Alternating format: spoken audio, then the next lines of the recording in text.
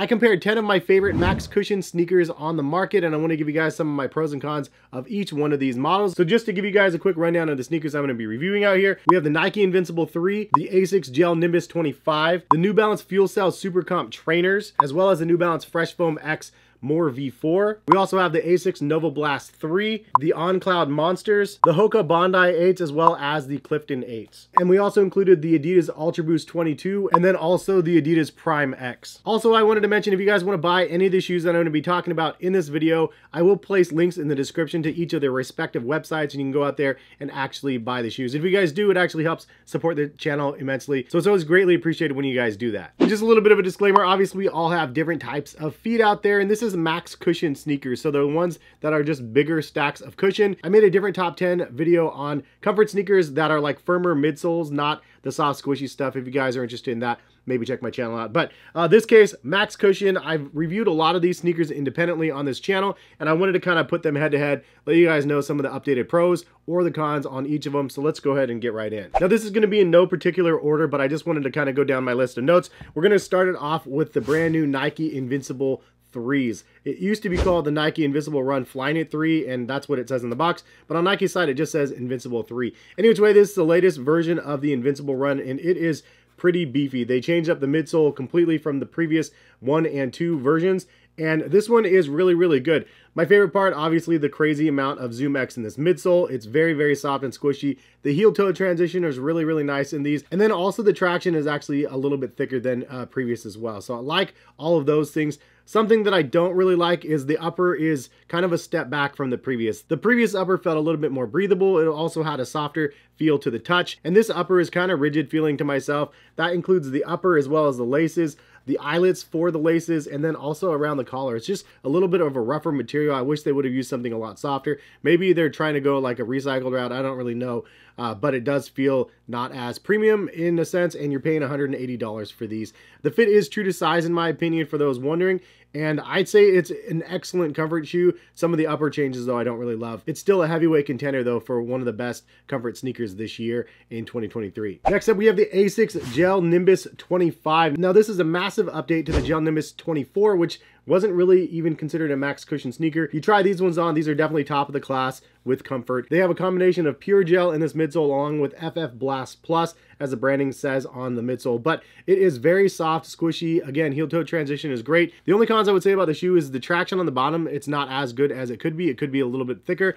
Also, something I didn't mention in my review, I forgot to mention, but on the inside of the tongue, there is some stitching that holds down this little pull tab for the tongue, and it's actually really kind of annoying. It actually rubs on the top of your foot. If you wear these without socks, you'll definitely notice that right here, or if you have really thin socks or a low profile socks, this might rub on the top of your socks, so that is kind of unfortunate. So although they went in a completely different direction with the max cushion in mind in this sneaker versus the previous model, they did take with them the tongue that is very stretchy and nice, and then also the liner material, some of my favorite stuff out here. And these came in at $160, which is better than the $180 price of some of the competition, and it is an extremely comfortable pair of sneakers. I tried these out next to some of the competition out here, and these ones are definitely very, very plush on feet. I would say these are softer on feet than the Nova Blast 3s. They're definitely softer on feet than both of the Hoka models, and we're talking about the Bondis and the Cliftons, which are traditionally very comfortable shoes. And it's definitely softer than these two shoes, the On Cloud Monsters, as well as the Adidas Ultra Boost. So moving on to the New Balance Fuel Cell Super Comp Trainers. These cost $180, and these do come in at true to size. I'm a 9.5, I got a 9.5. However, they do have wide options in this shoe. That's something I really like and appreciate from New Balance, the fact that they have wide options.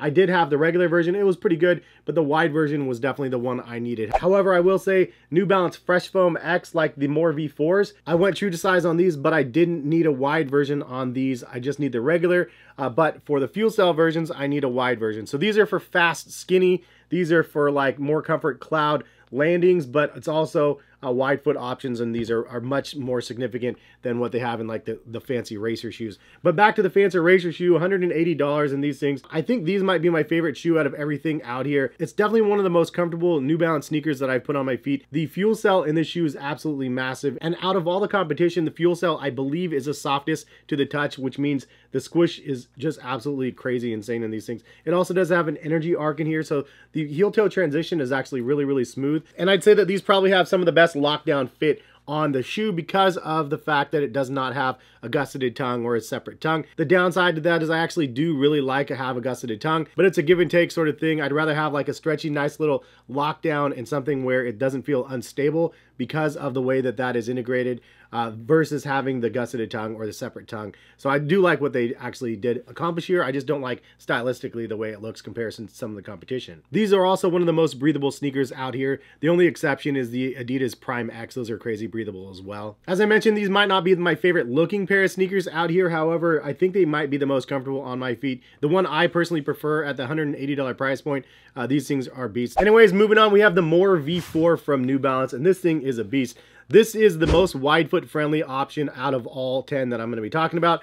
The Fresh Foam X is massive on here. It's the biggest, most massive stack of Fresh Foam X, at least to date. They probably have a new one coming in 2023 because this is the late model. But the stack is just insane on these things. And as I mentioned, true to size, but also I would not get a wide version. If you have a semi-wide foot, the regular version should work, at least for myself it does. If you have a really wide foot, they have wide versions, and I think that you'll find these probably the most comfortable option if you're looking for max cushion and you have the extra wide foot. But the upper is just average on here. It's nothing super fancy or anything. I do like the sculpted midsole. I think it looks pretty cool. And the tongue liner and everything else on the upper is pretty average, but the midsole is really what speaks to you guys when you try these things on. It is very soft. And if you don't know the difference between Fresh Foam X and Fuel Cell, Fresh Foam X is more for like soft cloud-like cushioning landing and stuff, but not necessarily propulsion. So Fuel Cell is more for the responsiveness, so it bounces back, so it's softer, and then your bounce back is pretty significant there. This is more like a cushion landing. Think of it as like a softer, like memory foam or something like that. So on feet, they're completely different.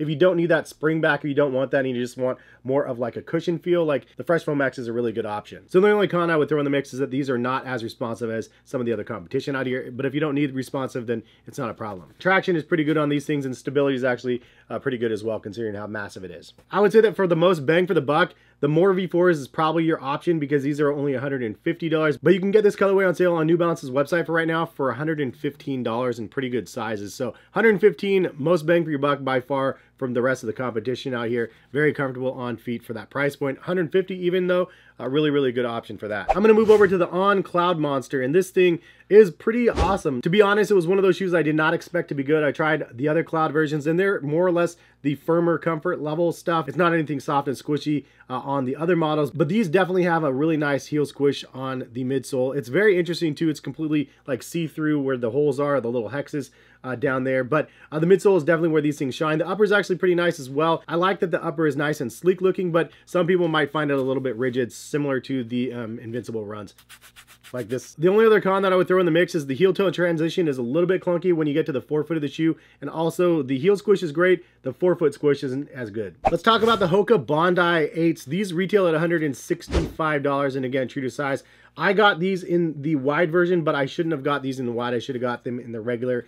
Similar to the More V4s. They're very similar type sneakers, but the More V4 is much softer on feet. At first glance, you would look at this shoe and go, wow, there's a lot of cushioning there. I bet they're going to feel really good. But for some reason, when I put these on, I don't feel like the crazy soft, squishy comfort or anything like that of this midsole. It's definitely a firmer foam cushioning that they have on these Hokas. I like the overall look of the shoe. It is a really tall sneaker, though. It might be one of the tallest max cushion shoes out here. I mean, it's really tall. And the fact that you don't squish down as much as quickly, at least as some of the rest of the shoes out here, it really does make you feel taller just overall as you're standing around them. I'd say the upper is, again, average. You have the mesh upper. The liner, though, is above average, in my opinion. The tongue as well as the heel are very plush, very soft. I really like that. And the overall traction is pretty decent on these as well. I took these out running and walking and stuff, and not my favorite shoe, to be honest. One that I thought I would really like, and I didn't like it near as much as I thought. And then you have the little brother of the Bondis, and that is the Clifton 8s. I know that the Clifton 9s are out. I ordered a pair, so I'll have a review of those very soon. But the Cliftons are traditionally my favorite model from Hoka, and I tried maybe 5 of them or so, 6 of the different models. This one is the most comfortable in my opinion. I did get a wide version of these, and I do prefer a wide version. And the price is about $140. The new versions are $145. And again, I'll link all of these in the description. But the funny thing is when I was trying these on next to, let's say, the Nimbus 25s, The heel squish on these that I once thought was really, really good is just dwarfed comparison to what we have nowadays with these, and then also like these, and then also like these. This is just not as good, which is crazy to say. It's just not as squishy, which is interesting to say. The super foam game has come a really long way in a couple years. But that doesn't mean these are uncomfortable. If you try on Jordan 1 retros or something like that, something very, very firm, and then you try these on, you'd be like, I'm walking on a cloud, because it's really, really a nice, huge cushion stack on them. But comparison to some of the other stuff, it's not as responsive. It's not as felt as some of the competition, which is really funny, because just again a couple years, and then all of a sudden these are just not as felt as the rest. I still think it's a great all-around sneaker, and if you're looking for a comfortable shoe, it's definitely one to consider. I got my parents actually a pair of these and they love them. And then we also have the ASICS Nova Blast 3s. Now this is an improved version over the previous, and it does feature the FF Blast Plus in the midsole. And when I first got these and I tried them on, I was like, dude, these are like incredible. This is definitely going to be a max cushion shoe for ASICS.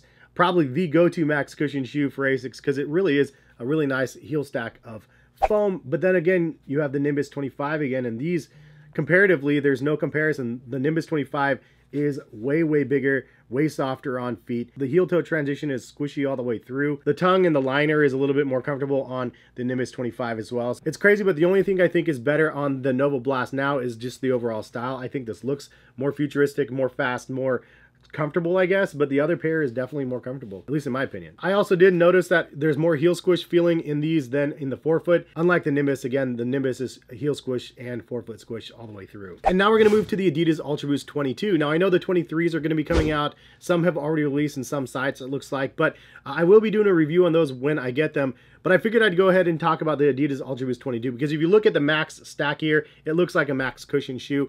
It's not really the max cushion shoe that we would expect. However, I wanted to throw it in the mix, just keep it in the narrative, because these do have a max cushion of Boost in them. However, it's not soft, squishy on feet. At one time, Adidas Boost technology was like the softest and springiest and most comfortable like technology on the market. And the Adidas Ultra Boost was definitely the pinnacle of comfort for the time being.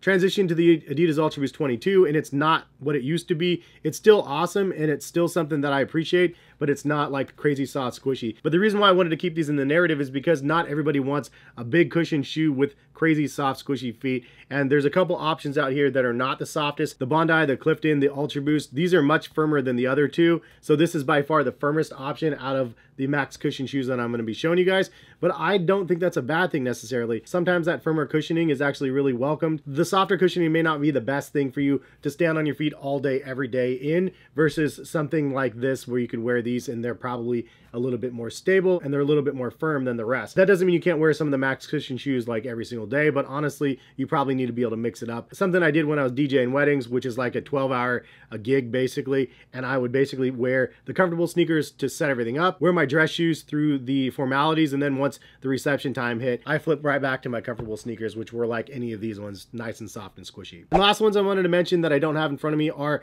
the Adidas Prime X, and there's the Prime X Strung that is available now at $300. I haven't pulled the trigger on those. I might, just to try them out, but I know they're going to be very similar to the other pair that I tried. These shoes have an incredible midsole on them with the Light Strike Pro. It's definitely the thing that needs to replace the Boost technology from Adidas, in my opinion, because it is the super foam that they should be looking for now, at least, because Boost is a little bit dated, it's a little bit heavier, and the super foam market, again, has just gone crazy. But Light Strike Pro is really soft, responsive as well. However, for this model specifically, it's just not a functional one for casual. It's the most narrow of all the shoes that I'm going to be mentioning to you guys, so it doesn't make the best option for everyday casual wear. However, it is the most breathable with the upper that it has on those things. Now keep in mind, those are kind of in a different class than most of these max cushion sneakers that I'm putting out here, because some of the elite running sneakers are really, really light, really, really expensive. That's kind of like the Alpha Flies from Nike I didn't include in this countdown because they're just too narrow and they're not ones that can really be worn casually. The ones that I'm talking about here, really all of these transition over to the lifestyle side, except for the Sprungs, in my opinion. Adidas really needs to make a lifestyle version of those with a max stack of cushion, but that's definitely twice as wide as what they currently have, and I'd be super happy. It's going to be super awesome if they do that. Anyways, most bang for your buck, I'd definitely say these at $115 on sale right now, $150 at retail, and these things are really, really comfortable in my opinion. My favorite shoes though, out of all of these, it's a really tough competition to be honest.